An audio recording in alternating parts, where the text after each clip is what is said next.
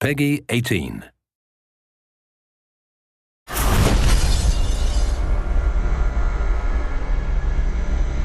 The thing we really wanted to do was give the player decisions to make, give the player choices and have some consequences to those choices. And some have lightweight or subtle consequences, and some are purely aesthetic.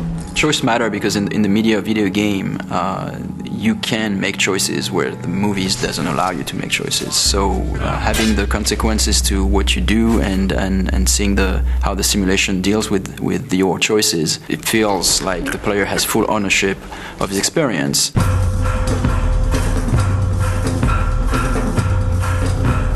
My goal is that everything that the player wants to do, he should be able to do it.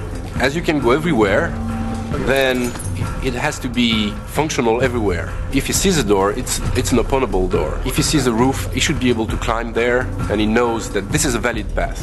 As you guide Corvo through the world, as you see this world from a first-person perspective, you can constantly approach the game with all-out violence or subtlety, like you can be very surgical in how you move into an environment and how you deal with the assassination target. Ce qui est vraiment très intéressant dans Dishonored, c'est la possibilité pour le joueur de vraiment inventer son histoire, on va dire. Il peut vraiment jouer le jeu de la façon dont il a vraiment envie. Il peut très bien jouer au jeu sans jamais tuer personne, ou alors être une bête sauvage et attaquer tout le monde, mais ça aura des conséquences dans le jeu. I feel like we might have made the first assassination game where you don't actually have to kill anybody. Donc l'IA dans Dishonored est assez particulière dans le sens où il faut qu'elle réagisse vraiment à tout ce que le joueur est capable de faire, que ce soit de par ses pouvoirs ou de ce que ce soit que le joueur peut être assez furtif par rapport aux IA. Dans Dishonored, le joueur a la possibilité donc de jouer de différentes façons, et s'il choisit la façon vraiment furtive, essayer de...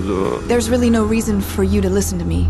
If you ever need steady work, you come see me. Il peut écouter ce que l'IA va dire.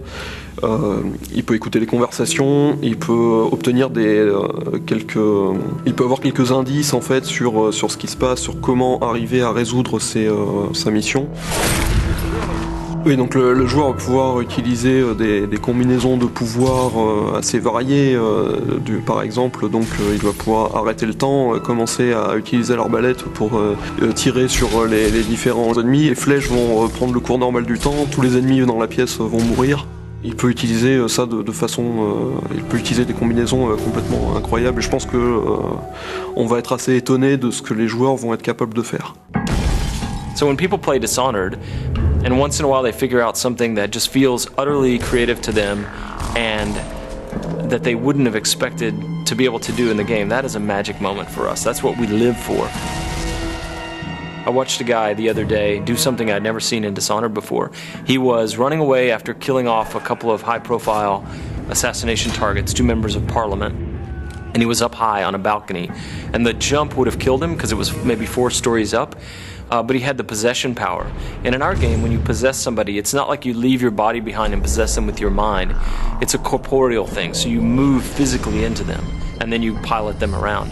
And so he jumped off of this balcony 4 stories up and plummeted to the ground, and I thought he was going to die. He was on the pavement next to the river, but he was angling for this guard that was walking a patrol down there, and as he got close to the guard, he activated the possession power and moved into the guy, and it kills the inertia of the fall, and he lived and walked past the other guards who didn't know anything was wrong. And that is a moment you can't have in another game.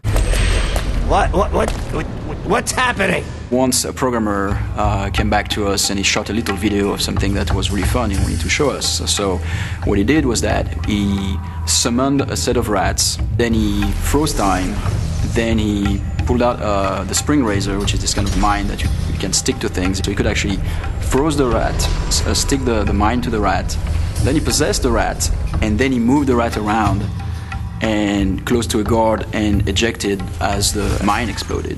I think what is special to Dishonored is that the moment-to-moment emotion is great. In a shooter, for example, you know that shooting at a guy will kill you, and you have to take cover and progress, and well.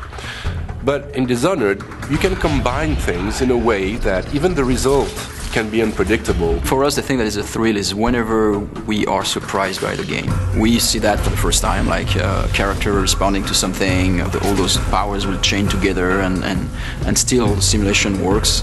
For us, it's really mind-blowing. What I like to do when I'm playing games, to share experiences. Every player experience would be pretty different. I would love the player to feel that.